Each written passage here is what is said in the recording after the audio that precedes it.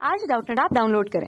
Doubtnut पर अपने सभी गणित, रसायन विज्ञान, भौतिक विज्ञान और जीव विज्ञान के डाउट्स का करो सफाया।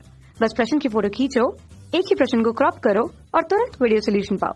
अभी डाउनलोड करें। तो फ्रेंड्स, प्रश्न बोला गया में कि निर्वात में उष्मा स्थानांतरित होती है। ठीक है, तो किससे होती है हम बताना पड़ेगा, चालन से, विकिरण से या फिर संवहन से। ठीक है, तो देखते हैं यहाँ से। तो पहले हम देखते हैं चालन क्या होता है। ठीक है, तो चालन को समझते हैं यहाँ पे। जैसे मान लीजिए आपके पास क्या है, एक रॉड है। ठीक है, इस तरीके से देखिए बनाता हूँ मैं। एक रॉड है कुछ इस प्रकार से।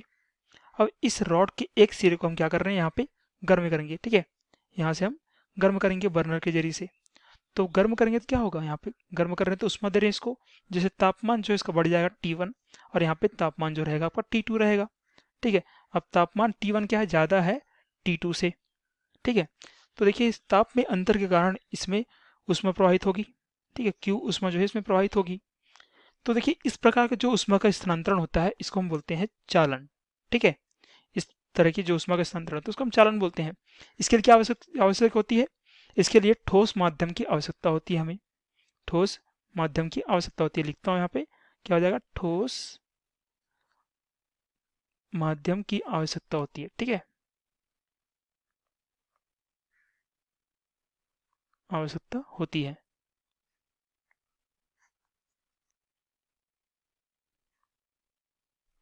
ठीक है, ये तो होगा हमारा चालन क्या होता है। अब देखते हैं यहाँ पे संवहन क्या होता है। ठीक है, संवहन के लिए समझते हैं यहाँ पे। तो मान लीजिए हमारे पास क्या है, एक बीकर है।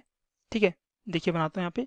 आपका इस प्रकार से एक बीकर होगा जिसमें हम पानी भरेंगे। ठीक है, अब पानी को क्या करेंगे, उस पानी को हम गर्म करेंगे। ठीक है, तो उससे हम समझेंगे कि जो हमारा संवहन किस प्रकार से होता है। ठीक है, तो देखिए इसके अंदर क्या भरा हुआ है, इस तरीके से पानी जो है भरा हुआ है यहाँ पे, यहाँ तक। ठीक है, और नीचे से क्या कर रहे हैं हम, उष्मा जो है इसको दे रहे हैं नीचे से। उष्मा यहाँ से क्यों उष्मा दे रहे हैं यहाँ से, तो क्या होगा यहाँ पे देखिए। तो इसके नीचे वाले बिंदु पे, सबसे नीचे वाले बिंदु पे जो अणु होगा, जल का अणु होगा, उसका तापमान जो है T1 होगा मान लीजिए, और ऊपर वाले अणु का जो तापमान होगा वो T2 होगा। ठीक है, अब देखिए यहाँ पे उष्मा दे रहे हैं तो यहाँ का जो अणु होगा उसका तापमान ज़्यादा होगा, मतलब T1 जो है ज़्यादा होगा T2 से। ठीक है, अब देखिए तापमान बढ़ेगा तो क्या होगा, इस वाले अणु का घनत्व जो है वो कम होने लगेगा।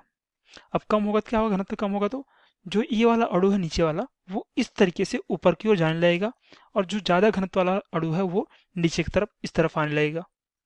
ठीक है, तो देखिए यहाँ पे क्या हो रहा है, अणुओं की गति के कारण यहाँ पे उष्मा का स्थानांतरण हो रहा है। ठीक है, और इस तरीके से क्या होता है, हमारा जल जो है वाष्पित होता है। ठीक है, तो यहाँ पे क्या हो रहा है, देखिए अणुओं की गति के कारण उष्मा का स्थानांतरण हो रहा है। तो यहाँ पे क्या होता है, यहाँ पे भी हमें माध्यम की आवश्यकता होती है। ठीक है, माध्यम की आवश्यकता होती है।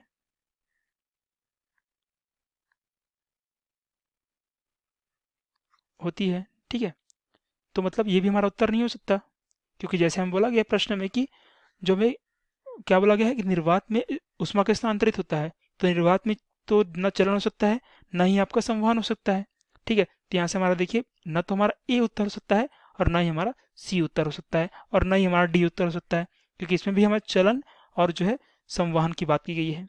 ठीक है, तो यहाँ से देखते हैं बी को जी। ठीक है, विकिरण क्या होता है, तो विकिरण को हम समझते हैं यहाँ पे। देखिए विकिरण में क्या होगा, आपका मान लीजिए आपके पास एक ठोस पदार्थ है। ठीक है, ठोस पदार्थ का तापमान T1 है और बाहर का तापमान उसका T2 है। ठीक है, तो यहाँ पे क्या होगा, ताप में अंतर के कारण T1 ज़्यादा होगा और T2 कम होगा, तो ताप में अंतर के कारण यहाँ पे उष्मा का स्थानांतरण होगा।